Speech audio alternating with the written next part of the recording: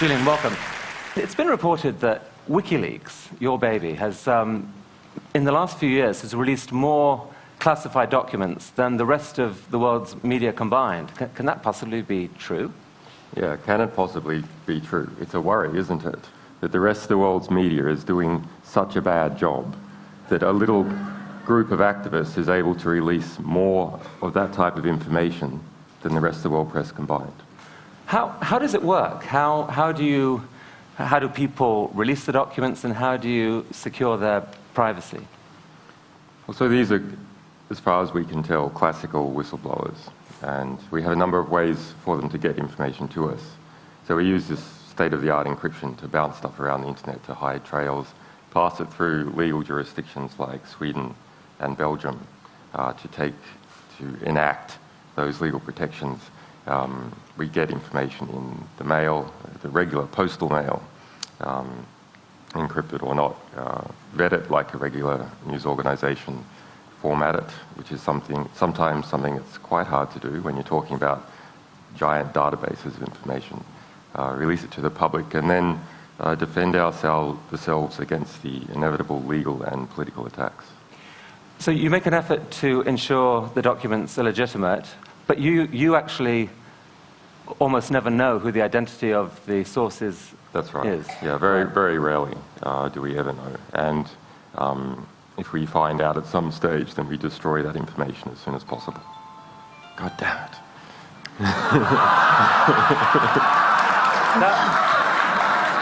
I think that's the CIA asking what the code is for a TED membership. So let's take an example. Actually, this is something you leaked a few years ago. If we can have this document up. So this was a story in Kenya a few years ago. Can you tell us what you leaked and what happened? So this is the Kroll report. This was a secret intelligence report commissioned by the Kenyan government after its election in 2004. Prior to 2004, Kenya was ruled by Daniel Arap Moi for about 18 years. He was a soft dictator of Kenya.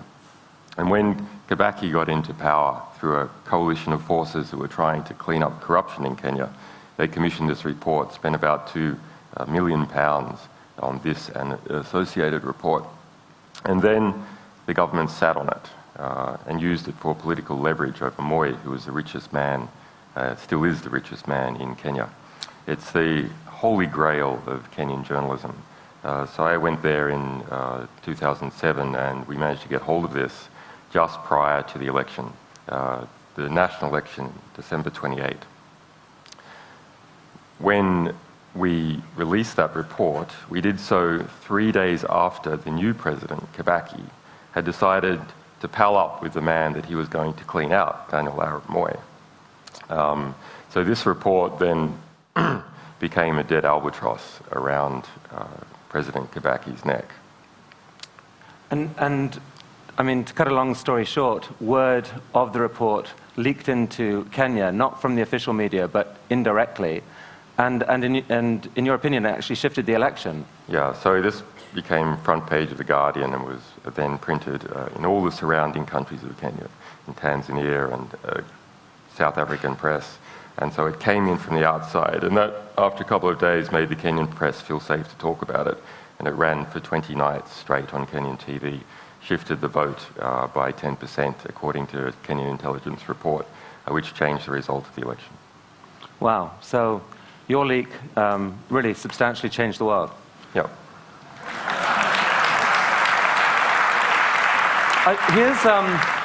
We're going to just show a short clip from this Baghdad airstrike video. The video itself is longer, but here's a short clip. This is intense material, I should warn you. Once you get on, just open off. Again, Roger. I see your element. You got about 4 Humvees out along this. You're clear. All right, firing. Line here. When the state line. Let me know when you gather. Or shoot. Light them all up. 202 traffic, 260. Come on, fire. Hey, Roger.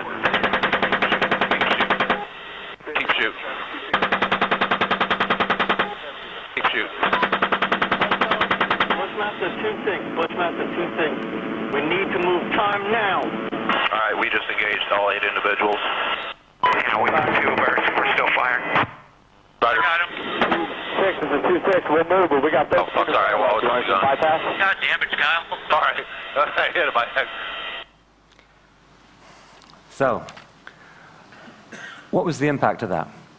The impact on the people who worked on it was severe. We ended up sending 2 people to Baghdad to further research that story. So this is just the first of 3 attacks that occur in that scene. I mean, 11 people died in that attack, right? Including 2 Reuters employees. Yeah, 2 Reuters employees, 2 young children were wounded. There were between 18 and 26 people killed altogether. And releasing this caused widespread outrage.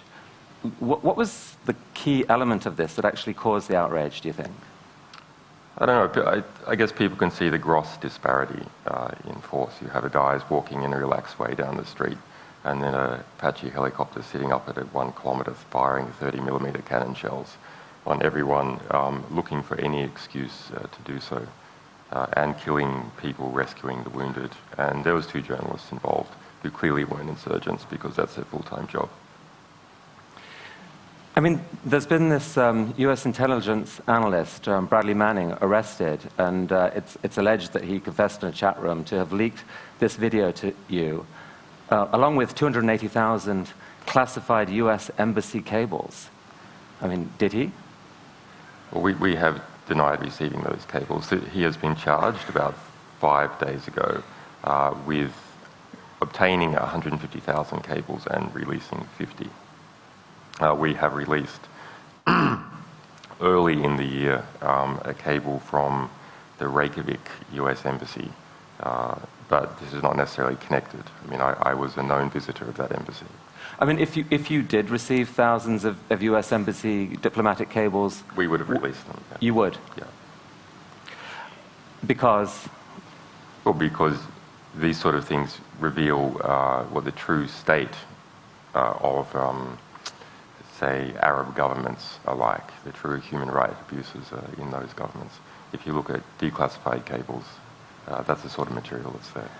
So let's talk a little more broadly about this. I mean, in general, what's your philosophy? Why is it right to encourage leaking of secret information? Yeah, well, there's a question as to what sort of information is important in the world. What sort of information can achieve reform? And there's a lot of information. So information that organizations are spending economic effort into concealing, that's a really good signal that when the information gets out, there's a hope of it doing some good. Because the organizations that know it best, that know it from the inside out, are spending work to conceal it. And that's what we've found in practice, and that's what the history of journalism is. But are there risks with that, either to the individuals concerned or indeed to society at large, where leaking can actually have an unintended consequence?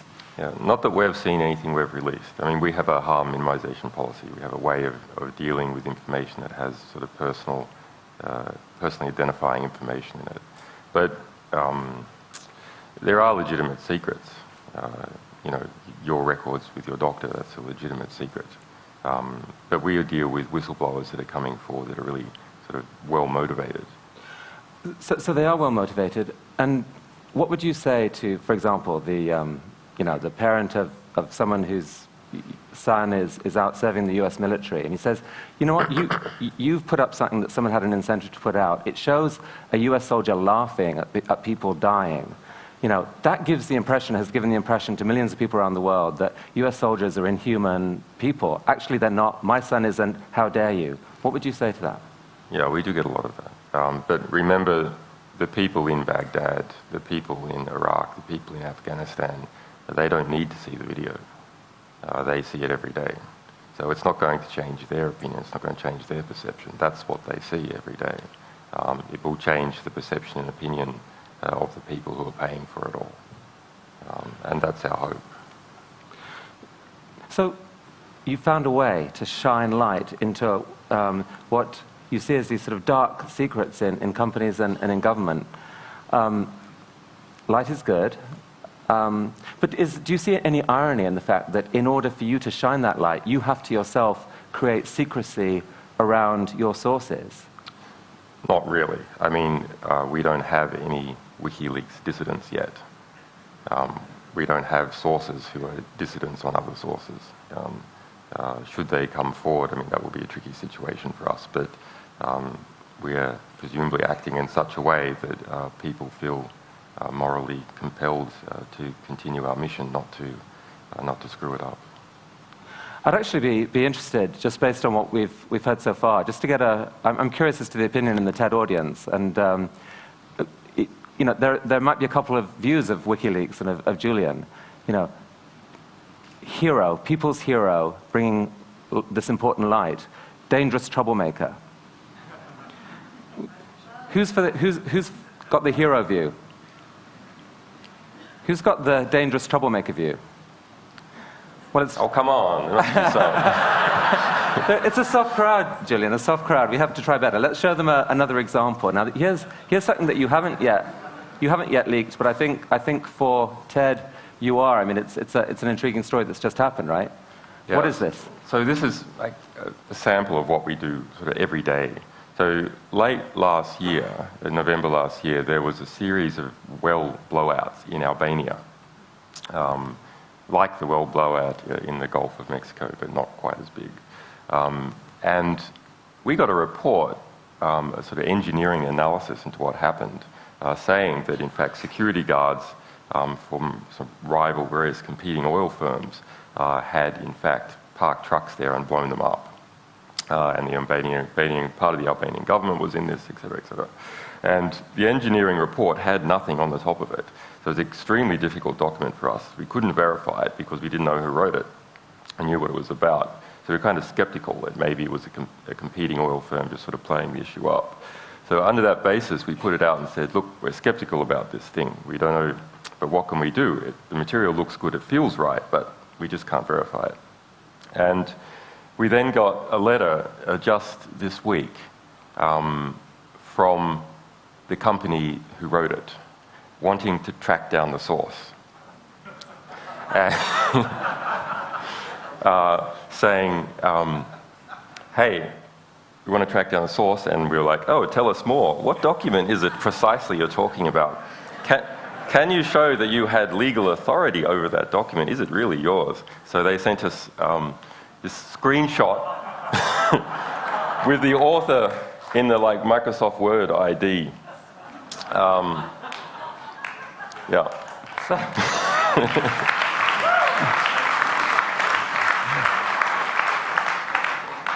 That's happened quite a lot, though. This is like one of our methods of identifying, verifying what material is to try and get these guys to write letters. Yeah. Have you had information from inside BP? Yeah, we have a lot, but I mean, at the moment, we are undergoing a sort of serious fundraising and engineering effort. So our publication rate is, over the past few months, has been sort of minimized while we're re-engineering our back systems for the phenomenal public interest that we have. That's a problem. I mean, like any sort of growing startup organization, we are sort of overwhelmed by our growth, and that means we're getting enormous quantity of whistleblower disclosures of a very high caliber, but don't have enough people to actually process and vet this information. So that's the key bottleneck, basically journalistic volunteers and or the funding of journalistic salaries. Yeah. Yeah, right. And trusted people. I mean, we're an organization that is hard to grow very quickly because of the sort of material we deal with. So we have to restructure in order to have people who would deal with the highest national security stuff and then lower security cases.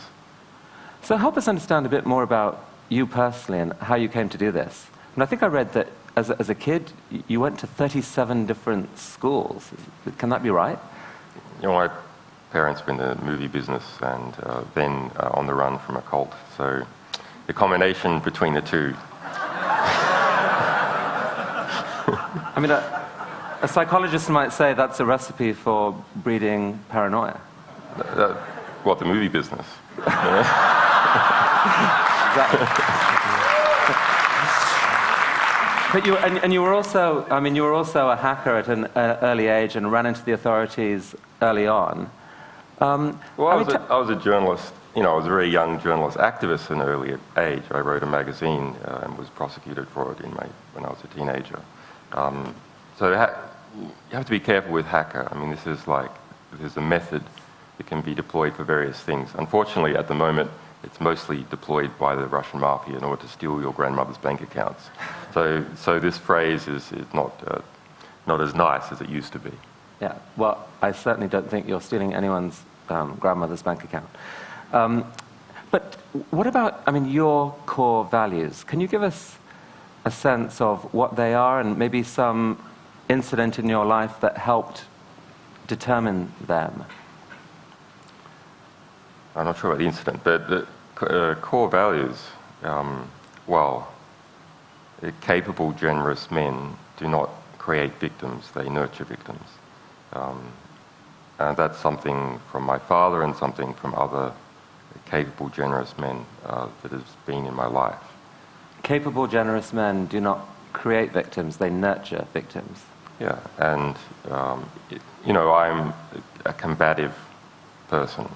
So I'm not actually so big on the nurture, but some way, there is another way of nurturing victims, which is to police perpetrators of crime. And so that is something that has been in my character for a long time. So just tell us very quickly in the last minute that's remaining, what happened in Iceland? You basically published something there, ran into trouble with the bank. The news service there was injuncted from running the story. Instead, they publicized your site. That made you very high profile in Iceland. What happened next? Yeah, so this is a great case. You know, Iceland went through this financial crisis. It was the hardest hit of any country in the world. Its banking sector was 10 times the GDP of the rest of the economy. Anyway, so we released this report in July last year, and the national TV station was injuncted 5 minutes before it went on air, like out of a movie. Injunction landed on the news desk, and the newsreader was like, this has never happened before, what do we do? Well, we just show the website instead for all that time as a filler. And we became very famous in Iceland, went to Iceland and spoke about this issue. And there was a feeling in the community that should never happen again. And as a result, working with Icelandic politicians and some other international legal experts, we put together a new sort of package of legislation for Iceland to sort of become an offshore haven for the free press, with the strongest journalistic protections in the world, with a new Nobel Prize for freedom of speech. Iceland's a Nordic country, so like Norway, it's able to tap into the system. And just a month ago, this was passed by the Icelandic parliament unanimously. Wow. So, last question, Julian. When you think of the future then, do you think it's more likely to be Big Brother exerting more control, more secrecy, or us watching Big Brother, or it's just all to be played for either way? I'm not sure which way it's going to go. I mean, there's enormous pressures to harmonize freedom of speech legislation and transparency legislation around the world, within the EU, between China, the United States. Which way is it going to go? It's hard to see. That's why it's a very interesting time to be in, because with just a little bit of effort, we can shift it one way or the other. Well, it looks like I'm reflecting the audience's opinion to say, Julian, be careful and all power to you. Thank you, Chris. Thank you.